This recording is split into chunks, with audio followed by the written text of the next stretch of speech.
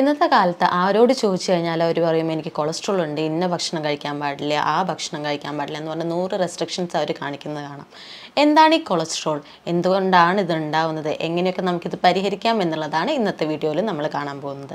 ഞാൻ doctor Athira, Bhoomi nature cure and wellness, Koottanad.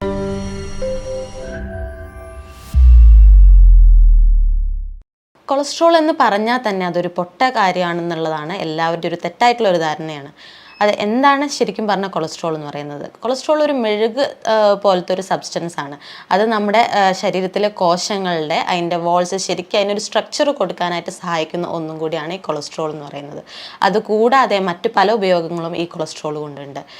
ഇത് നമ്മുടെ ശരീരത്തിലുള്ള ഹോർമോൺസ് ആയിട്ടുള്ള ഈസ്ട്രജൻ, ടെസ്റ്റോസ്റ്ററോൺ മുതലായിട്ടുള്ള ഹോർമോൺസ് ഉണ്ടാക്കാനായിട്ടും വൈറ്റമിൻ ഡി ഉൽപ്പാദിപ്പിക്കാനായിട്ടും ഇത് സഹായിക്കുന്നുണ്ട്. അതുപോലെ തന്നെ ലിവറിൽ ബയൽ ഉണ്ടാക്കാനായിട്ടും അതുപോലെ മറ്റ് പല കാര്യങ്ങൾക്കും ഈ കൊളസ്ട്രോൾ സഹായിക്കുന്നുണ്ട്. അതുകൊണ്ട് തന്നെ ഇത് കംപ്ലീറ്റ് ആയിട്ട് നമുക്കൊരു മോശപ്പെട്ട സാധനമാണെന്ന് പറയാനായിട്ട് പറ്റില്ല. നമ്മുടെ ശരീരത്തിലൊരു 80% കൊളസ്ട്രോൾ നമ്മുടെ ശരീരം തന്നെയാണ് ഉണ്ടാക്കുന്നത്. ബാക്കിയുള്ള 20% മാത്രമാണ് നമുക്ക് ഭക്ഷണത്തിൽ നിന്ന് ലഭിക്കുന്നത്. നമ്മുടെ രക്തത്തിൽ ഈ പറഞ്ഞ കൊഴുപ്പ് ഇത് നമ്മുടെ രക്തത്തിലെ പല സബ്സ്റ്റൻസുകളുമായിട്ട് ആക്ട് ചെയ്ത് അതുമായി ചേർന്നിട്ട് നമ്മുടെ രക്തക്കുഴലുകളിലെല്ലാം വന്ന് അടിഞ്ഞുകൂടുന്നുണ്ട്. അപ്പോഴാണ് ഇത് കൂടുതലായിട്ട് ഇത് ഒരു ഡേഞ്ചറസ് കണ്ടീഷനായിട്ട് മാറുന്നത്.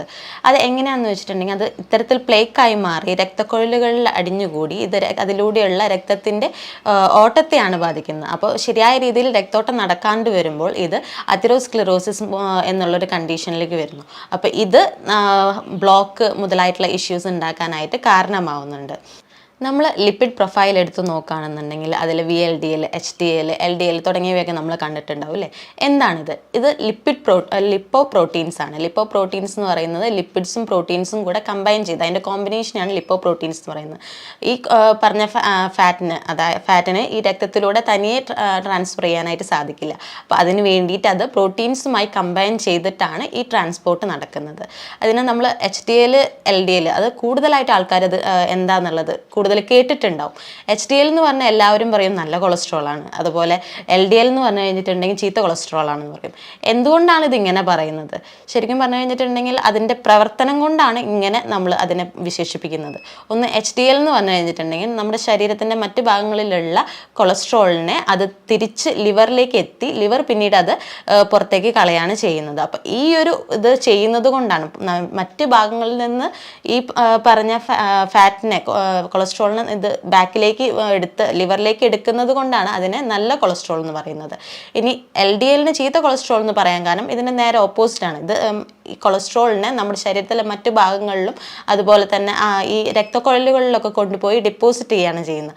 അതുകൊണ്ടാണ് LDLന് ചീത്ത കൊളസ്ട്രോൾ എന്ന് പറയുന്നത്. ഇതുപോലെ തന്നെയുള്ളതാണ് VLDL എന്ന് പറയുന്നത്. VLDLും ഇത്തരത്തിലുള്ള ഫാറ്റിനെ മറ്റ് ഭാഗങ്ങളിൽ കൊണ്ട് ഡിപ്പോസിറ്റ് ചെയ്യുകയാണ് ചെയ്യുന്നത്. ഇത് മെയിനായിട്ട് VLDL ഇത്തരത്തിൽ ട്രാൻസ്പോർട്ട് ചെയ്യുന്നത് ട്രൈഗ്ലിസറൈഡ്സ് ആണ്. എന്താണ് ട്രൈഗ്ലിസറൈഡ്സ് എന്ന് പറഞ്ഞു കഴിഞ്ഞിട്ടുണ്ടെങ്കിൽ നമ്മളിപ്പോൾ ഭക്ഷണം കഴിച്ചു കഴിഞ്ഞിട്ടുണ്ടെങ്കിൽ നമ്മുടെ ശരീരം അതിനാവശ്യമായിട്ടുള്ള ഭക്ഷണം എടുത്തിട്ട് ബാക്കിയുള്ള ഭക്ഷണത്തിൻ്റെ അംശം അത് ട്രൈഗ്ലിസറൈഡ്സ് ആയിട്ട് സ്റ്റോർ ചെയ്യുകയാണ് ചെയ്യുന്നത്. അതിനുശേഷം നമുക്ക് ആവശ്യമുള്ളപ്പോൾ ഈ ട്രൈഗ്ലിസറൈഡ്സ് ഉപയോഗിച്ചാണ് നമുക്ക് പിന്നീട് എനർജി ഉണ്ടാക്കുന്നത്. ഈ ഒരു ട്രൈഗ്ലിസറൈഡ്സ് കൂടിക്കഴിഞ്ഞാലും ഹാർട്ട് ഡിസീസ് മൂലമുള്ള പ്രശ്നങ്ങൾ ഉണ്ടാക്കാനായിട്ട് കാരണമാവുന്നുണ്ട്. ശരീരത്തിൽ കൊളസ്ട്രോളിൻ്റെ അളവ് കൂടുമ്പോൾ ചില ലക്ഷണങ്ങൾ നമ്മുടെ ശരീരത്തിൽ കാണുന്നുണ്ട്. അതെന്തൊക്കെയാണെന്നുള്ളത് അടുത്ത് നോക്കാം. ആദ്യം തന്നെ കാലിലും കൈകളിലൊക്കെ ആയിട്ട് നമുക്ക് തരിപ്പ് അനുഭവപ്പെടുന്നുണ്ട്. അത് ആ ഭാഗത്തേക്കുള്ള രക്തോട്ടം കുറയുമ്പോഴാണ്, ആ ഭാഗത്തേക്ക് ശരിയായ രീതിയിൽ രക്തോട്ടം എത്താണ്ടാവുമ്പോഴാണ് ഇത്തരത്തിലുള്ള പ്രശ്നം ഉണ്ടാകുന്നത്. പിന്നെ ഒന്ന് പറയുന്ന കിതപ്പ്, നമുക്ക് നടക്കുമ്പോഴോ അല്ലെങ്കിൽ സ്റ്റെപ്പ് കയറുമ്പോഴൊക്കെ അമിതമായ കിതപ്പ് തോന്നുന്നതും ഇതിൻ്റെ ഒരു ലക്ഷണമാണ്. പിന്നെ നെഞ്ചുവേദന ഉണ്ടാകുന്നതും സ്കിന്നിന് നമുക്ക് ഇടയ്ക്കിടയ്ക്ക് ചൊറിച്ചിലുണ്ടാകുന്നതും. നമ്മുടെ സ്കിന്നിൻ്റെ അടിയിലായിട്ട് കൊളസ്ട്രോൾ ഡെപ്പോസിറ്റ്സ് ഉണ്ടാകുമ്പോഴാണ് നമുക്ക് ഇത്തരത്തിലുള്ള ചൊറിച്ചിൽ അനുഭവപ്പെടുന്നത്. ഇത് കൂടാതെ ചിലർക്ക് ഹാലിറ്റോസിസ് പ്രശ്നം ഉണ്ടാകുന്നുണ്ട്, അതായത് വായനാറ്റം. ഉമിനീരിൻ്റെ അളവ് കുറയുമ്പോഴാണ് ഇത്തരത്തിലുള്ള ബുദ്ധിമുട്ടുണ്ടാകുന്നത്. ചിലർക്ക് ദഹനത്തിൻ്റെതായിട്ടുള്ള ബുദ്ധിമുട്ടുകളും ഗ്യാസ്ട്രൈറ്റിസ് മുതലായ ഇഷ്യൂസ് ഉണ്ടാകുന്നുണ്ട്. അതുകൂടാതെ ചിലർക്ക് തലവേദന അതുപോലെ തന്നെ ക്ഷീണം മുതലായവയൊക്കെ ഉണ്ടാകുന്നതും ഇത്തരത്തിലുള്ള പ്രശ്നം മൂലമാണ്. ഇനി എപ്പോഴൊക്കെയാണ് ഇതിന് വേണ്ടിയിട്ട് മെഡിസിൻസ് എടുത്തു തുടങ്ങുന്നുണ്ടത്, ഏതുവരെ നമുക്ക് അത് ഭക്ഷണത്തിലൂടെ കൺട്രോൾ ചെയ്യാൻ പറ്റും എന്നുള്ളത് നോക്കാം. നമ്മളിപ്പോൾ LDL നോക്കുകയാണെന്നുണ്ടെങ്കിൽ ഒരു 130 താഴെയാണെന്നുണ്ടെങ്കിൽ അത് നോർമൽ റേഞ്ച് ആണ്. എന്നാൽ അതൊരു 150 മുകളിലായിട്ട് അല്ലെങ്കിൽ ഒരു 150 റേഞ്ച് വരെ വന്നാലും വലിയ പ്രശ്നമില്ല. ആ സമയത്തൊക്കെ നമുക്ക് ഡയറ്റ് കൺട്രോൾ ചെയ്യാമെന്നുണ്ടെങ്കിൽ അത് നമുക്ക് നോർമൽ ലെവലിലേക്ക് കൊണ്ടുവരാനായിട്ട് പറ്റും. എന്നാൽ അതിനും മുകളിലേക്ക് പോവുകയാണെന്നുണ്ടെങ്കിൽ 160 മുകളിലാണെന്നുണ്ടെങ്കിൽ മെഡിക്കേഷൻസ് എടുക്കേണ്ടതായിട്ട് വരും. അതുപോലെ തന്നെ നമ്മൾ HDLൻ്റെ ലെവൽ നോക്കുകയാണെന്നുണ്ടെങ്കിലും ഒരു 50 ആ ഒരു റേഞ്ച് വരെ വലിയ പ്രശ്നമില്ല. എന്നാൽ 50 താഴെയാണെന്നുണ്ടെങ്കിൽ ഇപ്പോൾ ഒരു 40 മുതൽ 50 വരെ നമുക്ക് ഭക്ഷണത്തിലൂടെ നമുക്ക് കറക്റ്റ് ചെയ്യാനായിട്ട് പറ്റും. എന്നാൽ ഈ ഒരു 40 റേഞ്ചിന് താഴെയാണ് ഈ HDL ലെവൽ ഉണ്ടെന്നുണ്ടെങ്കിൽ മെഡിക്കേഷൻസ് എടുത്ത് നമുക്ക് അത് കൂട്ടേണ്ട ആവശ്യം വരുന്നുണ്ട്. ഇത് കൂടാതെ നമ്മളിപ്പോൾ ടോട്ടൽ കൊളസ്ട്രോൾ ആണ് നോക്കുന്നതെന്നുണ്ടെങ്കിലും ഒരു 200 വരെ നമുക്ക് നോർമൽ ലെവലിൽ പോകാം. 240 വരെ നമുക്ക് ഡയറ്റ് മുതലായവയിലൂടെ കൺട്രോൾ ചെയ്യാനായിട്ടും പറ്റും. ഇനി ഈ ഒരു 240 മുകളിൽ കയറി പോവുകയാണെന്നുണ്ടെങ്കിൽ, ടോട്ടൽ കൊളസ്ട്രോൾ കയറി പോവുകയാണെന്നുണ്ടെങ്കിൽ നമുക്ക് അത് ഭക്ഷണത്തിലൂടെ കൺട്രോൾ ചെയ്താൽ അത് ശരിയായ രീതിയിൽ നിൽക്കണം എന്നില്ല. അതുകൊണ്ട് നമുക്ക് മെഡിക്കേഷൻസും കൂടെ ഇതിൻ്റെ കൂടെ എടുക്കേണ്ടതായിട്ടുണ്ട്. അപ്പോൾ മെഡിക്കേഷൻസ് എടുക്കുന്നുണ്ടല്ലോ അത് മാത്രം മതി എന്നുള്ളൊരു ചിന്തയും തെറ്റായിട്ടുള്ളതാണ്. മെഡിക്കേഷൻസോടൊപ്പം തന്നെ നമുക്ക് ഇത്തരത്തിലുള്ള ലൈഫ് സ്റ്റൈൽ ചേഞ്ചുകളും ഇതുപോലെ തന്നെ കൺട്രോൾ ചെയ്ത് കൊണ്ടുപോയാൽ മാത്രമേ നമുക്ക് ഇത് പ്രോപ്പറായിട്ട് കൊളസ്ട്രോൾ കൺട്രോളിലേക്ക് കൊണ്ടുവരാനായിട്ട് പറ്റുള്ളൂ. ഇനി ഇത്തരത്തിലുള്ള കൊളസ്ട്രോൾ വല്ലാതെ കൂടുകയാണെന്നുണ്ടെങ്കിൽ എന്തൊക്കെ ബുദ്ധിമുട്ടുകളാണ് ഉണ്ടാവുക എന്നുള്ളത് നമുക്ക് നോക്കാം. ആദ്യം തന്നെ ഇത്തരത്തിലുള്ള കൊളസ്ട്രോളിൻ്റെ അളവ് വല്ലാതെ അമിതമായി കൂടുകയാണെന്നുണ്ടെങ്കിൽ, LDLൻ്റെ ലെവൽ വല്ലാണ്ട് കുറയാണ്, HDLൻ്റെ ലെവൽ ഭയങ്കരമായിട്ട് കുറയുകയാണെന്നുണ്ടെങ്കിൽ ഈ പറഞ്ഞ നമ്മുടെ ഈ പ്ലേറ്റ്സ് ഈ രക്തക്കുഴലുകളുടെ അതിൻ്റെ വാളുകളിൽ ഭിത്തികളിൽ പോയി അടിഞ്ഞുകൂടുകയും അത് പിന്നീട് ആ വാൾസ് ബ്രേക്ക് ആവാനായിട്ട് കാരണമാവുന്നുണ്ട്. അപ്പോൾ ഇത് ബ്ലഡ് ക്ലോട്ട്സ് ഉണ്ടാക്കി ആ ബ്ലഡ് ക്ലോട്ട്സ് ഈ പ്ലേക്കുമായി ചേർന്ന് അത് ഏകദേശം ആ ഒരു രക്തക്കുഴൽ അടയാറാവുന്ന ഒരു രീതിയിൽ ഇതിങ്ങനെ അടിഞ്ഞു കൂടി അത് ഏകദേശം ബ്ലോക്കായി വരുന്നു.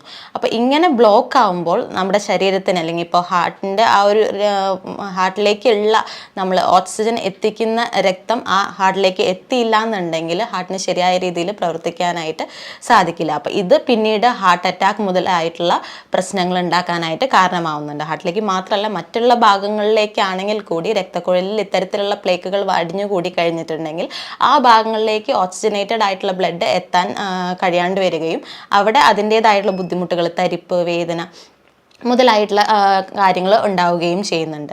ഇത്രയും ബുദ്ധിമുട്ടുകൾ ഇങ്ങനെ കൊളസ്ട്രോളിൻ്റെ ലെവൽ കൂടുകയാണെന്നുണ്ടെങ്കിൽ ഉണ്ടാവുന്നുണ്ട്. അതുപോലെ തന്നെ സ്ട്രോക്ക് ഉണ്ടാവാനായിട്ടും ഈ ഒരു കൊളസ്ട്രോൾ കൂടുന്നത് മൂലം കാരണമാവുന്നുണ്ട്. ഇനി കൊളസ്ട്രോളിൻ്റെ ലെവൽ കൂടാനായിട്ട് കാരണമാവുന്നത് എന്തൊക്കെയാണെന്ന് നോക്കാം. ആദ്യം തന്നെ നമ്മൾ അൺഹെൽത്തി ആയിട്ടുള്ള ഭക്ഷണങ്ങൾ കഴിക്കുന്നത് ഇതിന് മെയിൻ ആയിട്ടുള്ള ഒരു കാരണമാണ്. നമ്മൾ സാച്ചുറേറ്റഡ് ഫാറ്റുകളും ട്രാൻസ് ഫാറ്റുകളും കൂടുതലായിട്ട് കഴിക്കുന്നത്. സാച്ചുറേറ്റഡ് ഫാറ്റുകൾ കൂടുതലായിട്ട് ഈ ബേക്ക്ഡ് ഭക്ഷണങ്ങളിൽ, അതുപോലെ തന്നെ നമ്മൾ ഡീപ്പ് ഫ്രൈ ചെയ്തെടുക്കുന്ന ഭക്ഷണങ്ങൾ, അതുപോലെ ചോക്ലേറ്റ്സിലൊക്കെ കൂടുതലായിട്ടുണ്ട്. അപ്പം അങ്ങനെയുള്ള ഭക്ഷണങ്ങൾ കഴിക്കുമ്പോൾ ഇത്തരത്തിലുള്ള പ്രശ്നങ്ങൾ വരാനായിട്ട് കാരണമാകുന്നുണ്ട്. അതുപോലെ തന്നെ ട്രാൻസ് ഫുഡുകൾ, പ്രോസസ്ഡ് മീറ്റ്, അതുപോലെ ഫ്രൈഡ് ആയിട്ടുള്ള മീറ്റിലൊക്കെ ഇത്തരത്തിലുള്ള ബുദ്ധിമുട്ടുകളുണ്ട്. ഇത് കൂടാതെ നമ്മളെ ലൈഫ് സ്റ്റൈലിൽ മാറ്റങ്ങളുണ്ടാവും. നമ്മൾ കൂടുതലായിട്ട് ഇപ്പോഴത്തെ കാലത്ത് അധികം വർക്കൗട്ടോ മറ്റ് കാര്യങ്ങളൊന്നും ചെയ്യാതെ ഇരുന്ന് നമ്മൾ ജോലി ചെയ്യുകയാണ് ചെയ്യുന്നത്. അപ്പം അങ്ങനെ ഉണ്ടാകുമ്പോൾ നമ്മുടെ ശരീരത്തിൻ്റെ HDL ലെവൽ കുറഞ്ഞു വരുന്നുണ്ട്. അപ്പോൾ അതുകൊണ്ടും ഇത്തരത്തിലുള്ള പ്രശ്നങ്ങൾ ഉണ്ടാവുന്നുണ്ട്. ഇനി ഇത് കൂടാതെ ചില ആളുകളിൽ സ്മോക്കിംഗ് മൂലം ഇത്തരത്തിൽ കൊളസ്ട്രോളിൻ്റെ ലെവൽ കൂടി കണ്ടുവരുന്നുണ്ട്. അപ്പോൾ അങ്ങനെയുള്ള ഇഷ്യൂസ് മെയിനായിട്ട് സോൾവ് ചെയ്യാണ് വേണ്ടത്. അപ്പം നമുക്ക് കൊളസ്ട്രോൾ എന്താണെന്ന് ഏകദേശം മനസ്സിലായില്ലേ.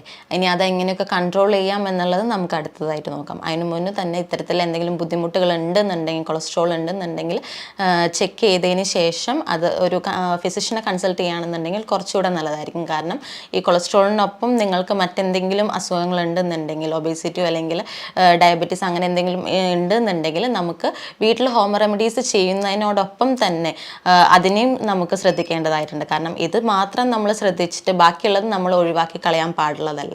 അപ്പം അതുകൊണ്ട് രണ്ടും നമുക്ക് ഒരുമിച്ച് കൊണ്ടുപോകണം എന്നുണ്ടെങ്കിൽ അതിനനുസരിച്ചുള്ള ഡയറ്റ് നമ്മൾ ഫോളോ ചെയ്യണം. അതിനൊരു ഫിസിഷ്യനെ കണ്ട് അതിൻ്റേതായിട്ടുള്ള ഡീറ്റെയിൽസും കാര്യങ്ങളൊക്കെ അറിഞ്ഞ് അതിൻ്റേതായിട്ടുള്ള പരിഹാരങ്ങൾ ചെയ്യുന്നത് ഈ പറഞ്ഞ കാര്യങ്ങളെക്കാൾ വളരെയധികം വലിയ ഇമ്പോർട്ടൻ്റ് ആയിട്ടുള്ള ഒരു കാര്യമാണ്.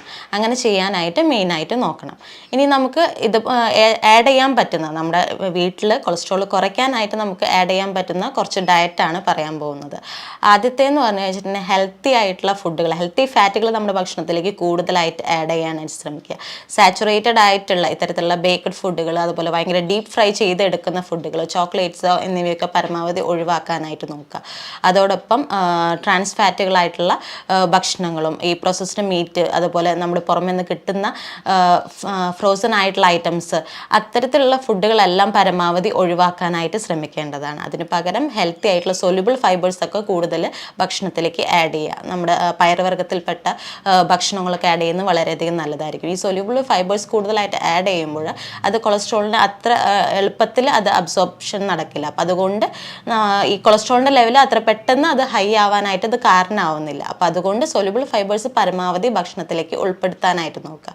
അതോടൊപ്പം തന്നെ നമുക്ക് വീട്ടിൽ സാധാരണ ഫ്രൂട്ട്സ് ആണെന്നുണ്ടെങ്കിലും കഴിക്കാവുന്നതാണ്. അതുപോലെ ഫ്രൂട്ട്സിൽ തന്നെ അവക്കാഡോ, അതുപോലെ നമ്മുടെ മാതള നാരങ്ങ, അനാർ, ഇതെല്ലാം വീട്ടിൽ നമുക്ക് കഴിക്കുകയാണെന്നുണ്ടെങ്കിൽ ഈ ഒരു പറഞ്ഞതുപോലെ തന്നെ കൊളസ്ട്രോളിൻ്റെ ലെവൽ കുറയ്ക്കാനായിട്ട് സഹായിക്കുന്നതാണ്.